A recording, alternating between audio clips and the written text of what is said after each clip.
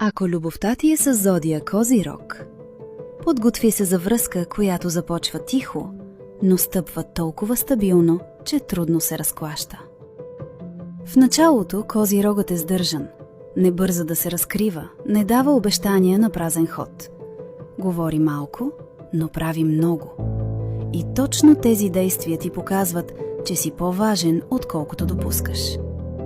Но любовта с Козирог е изпит за сериозност. Ще гледа дали си отговорен, дали си сериозен в тежките моменти, дали си човек, който гради, а не руши. За него любовта е партньорство, не импулс. Ако бъдеш непостоянен, ако играеш игрички или го караш да се съмнява, той се дистанцира. Не крещи, не драматизира, просто ти показва с мълчание, че не е човек за нестабилни сърца. Но ако докажеш, че може да